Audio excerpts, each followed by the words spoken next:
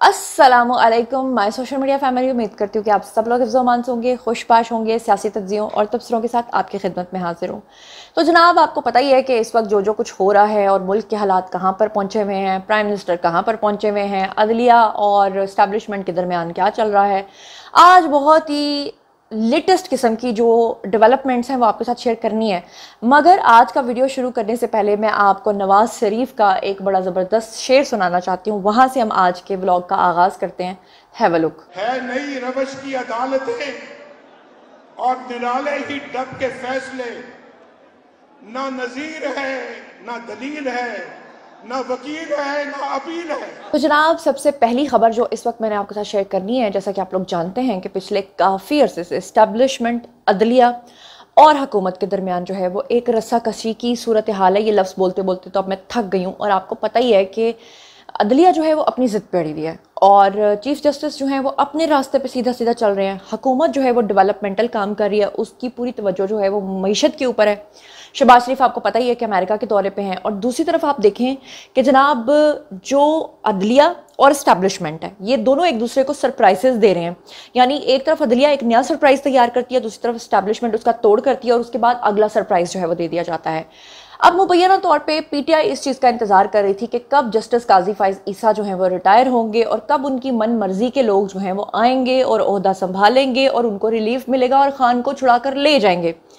उनकी उम्मीदें सिर्फ दो ही चीज़ों के ऊपर थी। एक तो ये कि जो नया चीफ जस्टिस आएगा वो इमरान खान को बचा लेगा, और दूसरी उम्मीद उनकी ये थी कि उनके लोग जो खान साहब के फॉलोअर्स हैं वो बाहर निकलेंगे, अडयाला जेल के ऊपर धावा बोल देंगे और इमरान खान को बचाकर बाहर निकाल लेंगे। अब इतनी जरूरत तो किसी के अंदर है नहीं कि अडयाला जेल से इमरान खान को निकाल सकें। और अली अमीन गंडापुर ने जो पिछले दिनों में किया है वो तो आपके सामने ही है कि उनका जलसा तो वड़ गया।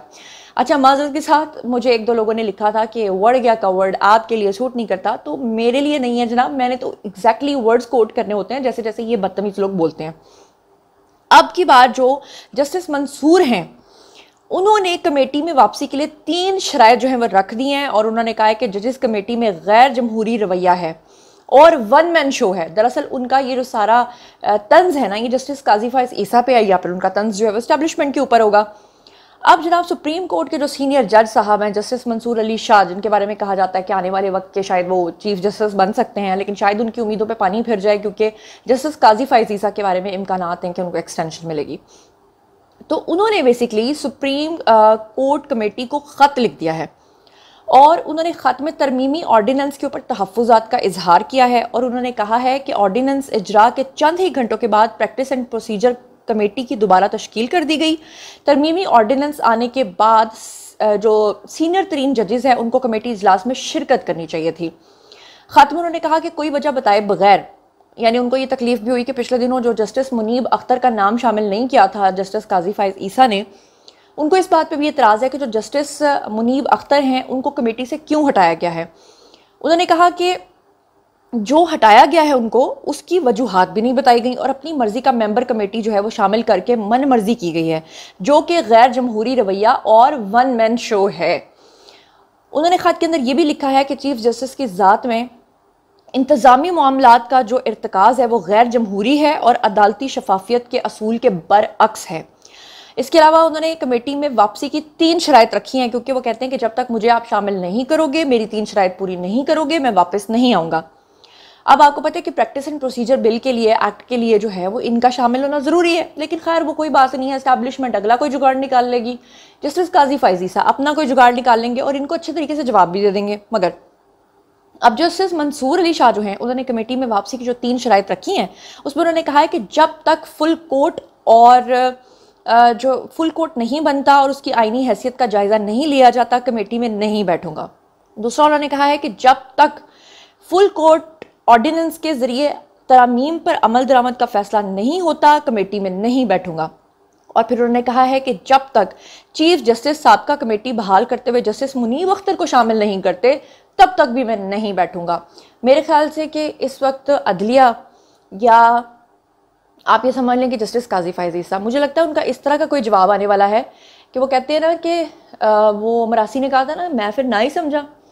तो मेरे ख्याल से ये पूछने की भी ज़रूरत नहीं है, क्योंकि जस्टिस काजी फाइज़ ईसा जो है ना वो he is in chilling mood, और मुझे लगता है कि वो इस मूड में है कि वो कहेंगे कि आपने क्यों कहा है कि मैं नहीं बैठूंगा, आप ये कष्टी मत करें कि आप बैठेंगे, हम आपको बिठाना ही नहीं चाहते हैं। मुझे लगता है जस्टिस काजी फाइज़ ईसा का मूड कुछ इस तरह का चल रहा है। इसके साथ ही मैं आपको ये भी बता दूं कि सुप्रीम कोर्ट में 63A नजर सानी की दरखास्तें जो हैं वो समाअत के लिए मुकर्रर कर दी गई हैं और 5 रुकनी बेंच जो है वो तश्कील दे दिया गया है। अब इस हवाले से भी तफसीलात ज़रा सुन लीजिएगा कि सुप्रीम कोर्ट जजेस कमेटी के इजलास में 63A नजर सानी दरखास्तें 30 सितंबर को समाअत के लिए मुकर्रर करने का फैसला किया गया है, और पता ये चला है कि जस्टिस काजी फाइज़ ईसा की सरबराही में 5 रुकनी बेंच जो है वो इसकी समाअत करेगा। और बेंच में justice Munib Akhtar, justice Aminuddin Khan, justice Jamal Mandokhel और जस्टिस मजहर आलम मियाँ खेल भी शामिल होंगे। तो अब जस्टिस मुनीब अख्तर के बारे में जो नाम ले रहे थे अपने मंसूर साहब, तो मेरे ख्याल से उनका गिला भी पूरा हो जाएगा। और आपको बताऊं कि ऑडियो लीक्स केस के लिए भी 5 रुकनी लार्जर बेंच जो है वो तश्कील दे दिया गया है। ऑडियो लीक केस की बेंच की जो सरबराही है वो जस्टिस मंसूर अली शाह करेंगे। ऑडियो लीक्स केस के बेंच में जस्टिस याहिया अफरीदी होंगे, जस्टिस अमीनुद्दीन खां होंगे, जस्टिस जमाल मंदोखेल होंगे और जस्टिस मुसर्रत हिलाली शामिल होंगे।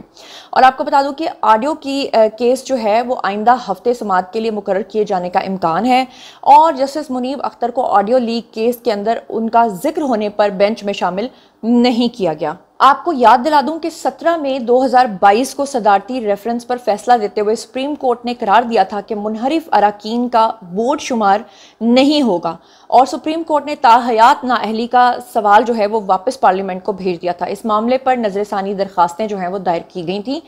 तो चलिए जनाब चलते हैं अब अगली खबर की तरफ। एक और खबर आपको बताती चलूं कि मैंने आपको बताया था कि शहबाज शरीफ जो है वो अमेरिका दौरे के लिए गए थे, लेकिन रास्ते में वो लंदन चले गए। तो बहुत सारे लोगों के सवाल आते हैं कि वो लंदन क्या करने गए। अब इस हवाले से आपको बता दूं कि जो शहबाज शरीफ हैं, आपको पता है कि वो कैंसर सर्वाइवर हैं। उसके अलावा आपको ये भी पता है कि वो बैकबोन के मरीज़ हैं और काफ़ी तकलीफ होती है उनको। अक्सर आपने उनको देखा होगा कि उम्रा वगैरह के लिए भी वो जब जाते हैं तो वो चेयर के ऊपर बैठकर नमाज़ पढ़ते हैं, आपने कभी उनको ज़मीन के ऊपर बैठते नहीं देखा होगा।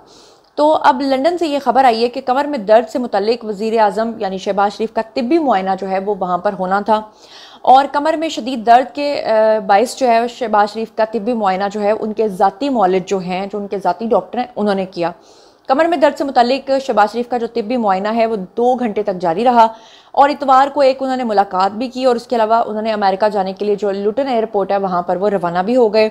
और वहाँ पर अमेरिका के अंदर उन्होंने क्या करना है आपको बता दूँ उनकी मसरूफियात के हवाले से कि अक़वाम मुत्तहिदा की जनरल असम्बली से उन्होंने खिताब करना है।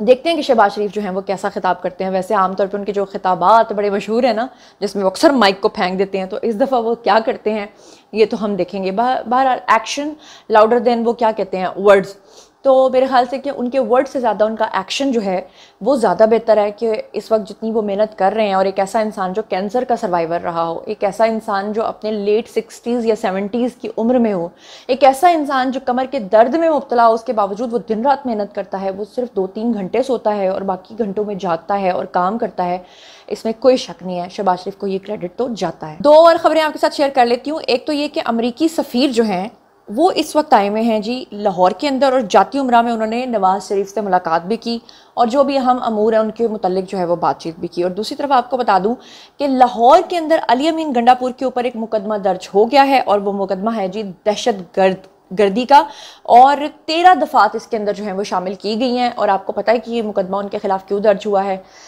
इसकी तफसीलात जो हैं वो मैं आपको थोड़ी सी बता देती हूँ जनाब, ताकि आपको अंदाज़ा हो सके कि पुलिस ने अली अमीन गंडापुर के खिलाफ जो लाहौर का थाना मनावा है वहाँ पर मुकदमा दर्ज किया है इंसदाद दहशत गर्दी एक्ट के तहत, और इक़दाम कत्ल समेत 13 दफ़ात जो लगाई गई हैं उसके अकॉर्डिंगली मुकदमे के मतन में ये कहा गया है कि सियालकोट इंटरचेंज के ऊपर अली अमीन गंडापुर जो हैं जब वो वहाँ से गुजरे तो वो अपने पूरे जत्थे के साथ थे, और पूरे के पूरे जत्थे के पास जो है वो जदीद असलहा था, और उनके कहने पर टोल प्लाजा के ऊपर जो गाड़ी खड़ी थी उसको आग लगाने की कोशिश भी की गई। आपको पता है मैंने आपको बहुत सारे वीडियोस दिखाए थे, वहाँ पर अहले यूथ ने वहाँ पर लड़ाई करने की कोशिश की, बल्कि टोल प्लाजा के ऊपर तो उन्होंने वहाँ पर जो जमा कराते हैं पैसे वो जमा कराए बगैर ही उतर के वहाँ पे हंगामा आराई भी की थी, और मुसल्ला जत्थे ने AK-47 के ज़रिए जो है वो पुलिस मुज़ाहमत भी की थी। और आपको बताऊँ कि FIR के अंदर ये भी कहा गया है कि अली अमीन गंडापुर और शाहिद खटक समेत दीगर बलवा करते हुए जो है वो आगे निकल कर गए थे और अली अमीन के साथ आने वाले लोगों ने 2 पुलिस वालों को जख्मी भी किया था और उनके कहने पर टोल प्लाजा के ऊपर जो है वो गाड़ियों के शीशे भी तोड़े थे। और आपने देखा ही होगा, वो उनके क्लिप्स तो ऑलरेडी मौजूद हैं। आपको पता ही है 21 सितंबर को इन्होंने खैबर पख्तूनख्वा से आना था, जलसा करना था, मरियम नवाज़ के बारे में नाज़ेबा अल्फाज कहे थे और वहाँ मौजूद कारकुनान जो हैं वो उन्हें देखकर जोश में आ गए थे और अली अमीन गंडापुर को हाथ हिला कर कह रहे थे कि जो आपने कहा है वो पूरा करके दिखाना है। लेकिन लाहौर में आके उन्होंने अहले यूथ की लुटिया डिबो दी थी, क्योंकि उन्होंने 2 चैलेंजेस किए थे। एक तो उन्होंने कहा था कि मैं लाहौर के अंदर आके जो है वो मरियम नवाज़ का जो है वो, अल्लाह माफ़ करे, बड़ी गलत बात की थी कि ढोल ढमक्के के साथ उनको लेकर जाऊँगा। और दूसरा उन्होंने कहा था कि हम किसी भी सूरत जो है वो रिहा करवाएंगे। किसको? इमरान खान को। वो 2 हफ्ते पूरे हुए भी कितने दिन ऊपर हो चुके हैं, लेकिन अली अमीन गंडापुर के खिलाफ FIR कटना तो बनती थी, वो तो कट गई है, लेकिन अली अमीन गंडापुर तो उड़ गया। ये एक और ख़बर आपके साथ मैं शेयर कर लेती हूँ। और जनाब जी, ये हैशटैग आजकल चल रहा है ट्विटर के ऊपर कि सियासी फैसला नामंजूर। ये सफदर लगारी हैं, इन्होंने बड़ा ज़बरदस्त एक पॉइंट रेज़ किया और इन्होंने ट्वीट भी किया। उन्होंने लिखा कि 8 के टोले की मुनाफकत ज़रा चेक करें, और ये अंडरलाइन हुआ आपको रेड कलर का जो है वो नज़र आ रहा है।